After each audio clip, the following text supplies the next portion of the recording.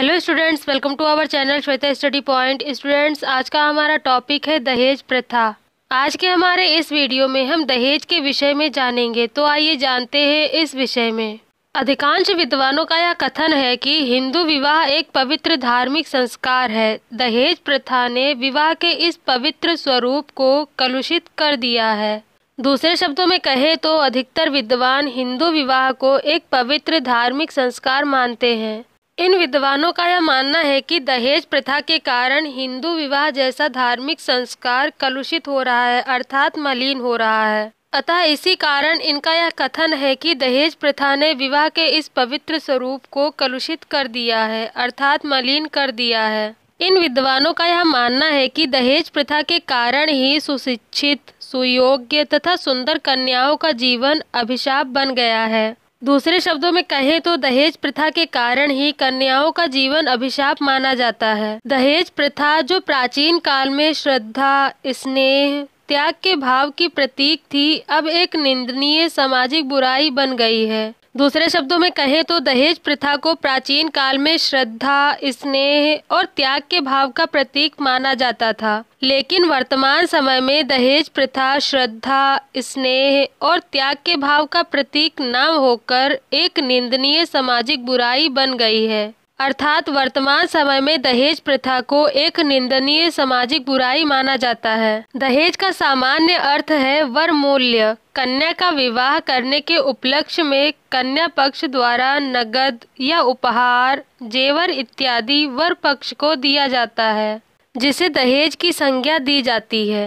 कहने का तात्पर्य यह है कि जब विवाह होता है तो विवाह के समय कन्या पक्ष के द्वारा अर्थात कन्या के माता पिता द्वारा नगद या फिर उपहार या फिर जेवर इत्यादि जो वर पक्ष को दिया जाता है वही दहेज कहलाता है। हिंदू शास्त्रों में ब्रह्म विवाह के समय कन्या पक्ष द्वारा वर पक्ष को वस्त्र तथा आभूषण देने की जो व्यवस्था थी, धीरे धीरे उसी परंपरा ने दहेज प्रथा को जन्म दिया। कहने का तात्पर्य यह है कि हिंदू शास्त्रों में बताया गया है कि ब्रह्म विवाह के समय कन्या पक्ष द्वारा वर पक्ष को वस्त्र तथा आभूषण दिए जाते थे। ब्रह्म विवाह के समय कन्या पक्ष द्वारा अर्थात कन्या के माता पिता द्वारा जो वर पक्ष को वस्त्र तथा आभूषण देने की व्यवस्था थी, वही व्यवस्था धीरे धीरे आगे चलकर दहेज प्रथा के नाम से प्रचलित हुई। दूसरे शब्दों में कहे तो इसी व्यवस्था के कारण दहेज प्रथा का जन्म हुआ।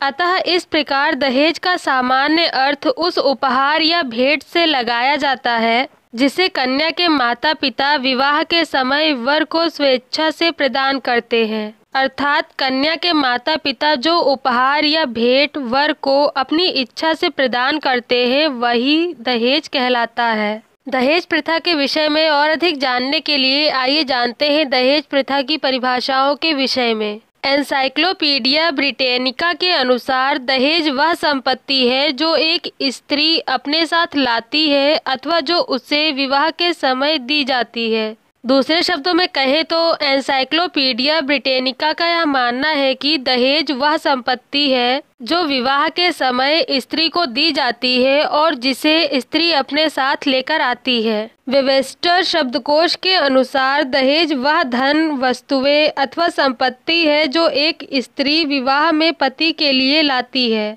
दूसरे शब्दों में कहे तो इसके अनुसार दहेज वह धन है अथवा वह वस्तु या संपत्ति है जो एक स्त्री विवाह में अपने मायके से अपने पति के लिए लेकर आती है। उपयुक्त परिभाषाओं से यह स्पष्ट हो जाता है कि दहेज विवाह के समय वधू पक्ष द्वारा दी जाने वाली धनराशि या मूल्यवान वस्तुएं हैं। कहने का तात्पर्य यह है कि इन सभी परिभाषाओं से यह स्पष्ट हो जाता है कि विवाह के समय वधू पक्ष जो भी धनराशि या मूल्यवान वस्तु वर पक्ष को देता है वह दहेज कहलाता है। स्टूडेंट्स, ये थी जानकारी दहेज प्रथा के विषय में। अगर आपको मेरा वीडियो पसंद आया हो तो वीडियो को लाइक और शेयर जरूर करें, चैनल को सब्सक्राइब करना ना भूलें और साथ ही बेल आइकन को जरूर दबाएं जिससे कि आपको मेरी आने वाली नई वीडियो की नोटिफिकेशंस मिल सके।